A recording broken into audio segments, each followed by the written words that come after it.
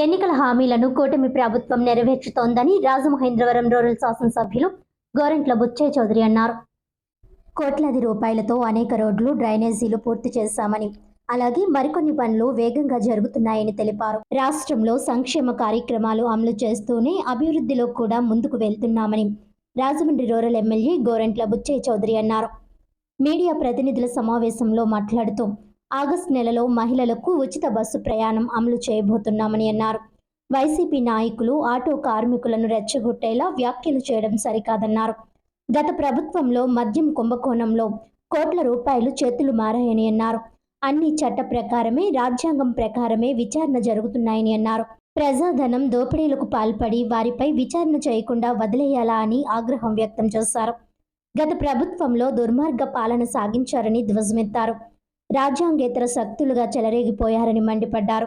నకిలీ బ్రాండ్లతో, కల్తీ మద్యంతో, ప్రజల ప్రాణాలతో చెలగాటమాడిన వారిని ఉరితీసినా తప్పులేదని అన్నారు. ఏ విధమైన తప్పు చేయకుండానే అప్పట్లో మాజీ ముఖ్యమంత్రిని రోజుల తరబడి జైల్లో నిర్బంధించారని ఆవేదన వ్యక్తం చేశారు. మాజీ మంత్రి పెద్దిరెడ్డి చేస్తున్న వ్యాఖ్యల్లో వాస్తవమేమీ లేదన్నారు. ఏ రాష్ట్రంలో కూడా లేని విధంగా పేద ప్రజలకు అనేక సంక్షేమ కార్యక్రమాలు అందిస్తున్నామని, 4,000 రూపాయల నుండి 15,000 రూపాయల వరకు అనేక రకాల పెన్షన్లు పేద ప్రజలకు కూటమి ప్రభుత్వం ఇస్తుందని, ఉచిత గ్యాస్ సిలిండర్ పథకాన్ని అందించామని, అలాగే తల్లికి వందనం పేరుతో ఇంటిలో ఎంతమంది చదువుకునే పిల్లలు ఉన్నా అంతమందికి కూడా ఒక్కొక్కరికి 13,000 రూపాయలు తల్లుల ఖాతాలకు జమ చేశారని, 2,000 రూపాయలు స్కూల్స్ నందు మెరుగైన సదుపాయాలు కల్పించేందుకు వినియోగిస్తున్నారని అన్నారు. ప్రతి నియోజకవర్గానికి రికార్డు స్థాయిలో ముఖ్యమంత్రి సహాయ నిధి నుంచి కోట్లాది రూపాయలు పేదలకు చెక్కుల రూపంలో అందిస్తున్నామని అన్నారు. ముఖ్యమంత్రి సహాయ నిధి ద్వారా బాధిత కుటుంబాలకు ఊరట కలిగించే విధంగా సీఎం సహాయ నిధి నుంచి ఆదుకోవడం జరిగిందన్నారు. లబ్ధిదారుల తరపున, నియోజకవర్గ ప్రజల తరపున ముఖ్యమంత్రి నారా చంద్రబాబు నాయుడుకు హృదయపూర్వక కృతజ్ఞతలు తెలియజేస్తున్నట్లు తెలిపారు. ప్రభుత్వ సంక్షేమ పథకాలను, ఉదారతను ఆసరాగా తీసుకుని కొన్ని ఆసుపత్రులు బిల్లులు అధికంగా వేసి ప్రజాధనం, పేదల సొమ్ము దుర్వినియోగానికి పాల్పడితే సహించేది లేదన్నారు. చర్యలు తీసుకుంటామని హెచ్చరించారు. ఈ కార్యక్రమంలో గోరంట్ల మనవడు దండమూడి ఈశాన్, ఎంపీపీ వెలుగుబంటి సత్యప్రసాద్, టీడీపీ నాయకులు గంగిన హనుమంతరావు, నున్నా కృష్ణ, వాసిరెడ్డి రాంబాబు, మత్సెట్టి సత్యశివప్రసాద్, మార్ని పాపారావు తదితరులు పాల్గొన్నారు. ఇదే ఇక్కడ ఎమ్మెల్యేలు, ఎంపీలు, కలెక్టర్లు కలిసి దుర్మార్గంగా రాజమండ్రిలో భూములు ఇవ్వడం కోసం బూరుగుపూడి దగ్గర భూములు కబ్జా చేసి అధిక రేట్లకు అమ్ముకుంటే పనికిరావని చెబితే కూడా ఆ కేసును మాఫీ చేయించారు. ఇరిగేషన్ ద్వారా సర్టిఫికేట్ ఇప్పించి ఇవాళ పదండి నీళ్లు ఉన్నాయో లేదో చూద్దాం. ఈరోజు వరద ముంపు ప్రాంతాల్లో భూములు సేకరించామని చెప్పి దోపిడీ చేశారు. ఇవన్నీ వాళ్ళ మీద విచారణ జరగకూడదా?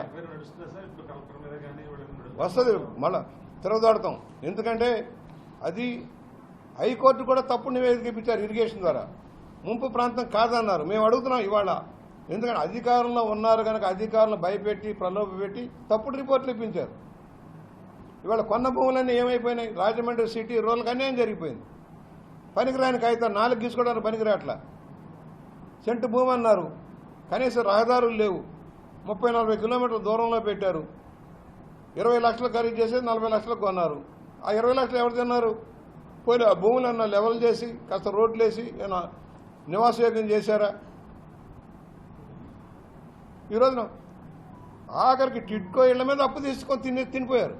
ఇప్పుడు మేము చేస్తున్నాం. ఇప్పుడు అవన్నీ మళ్ళీ పూర్తి చేయలేక ఇప్పుడు 1000 కోట్లు కావాలి. మళ్ళీ టిడ్కో ఇళ్ళు కంప్లీట్ చేసి మళ్ళీ అందరూ ఇంట్లో ఉండేలాగా చేయాలంటే 1000 కోట్లు కావాలి. We're trying on that.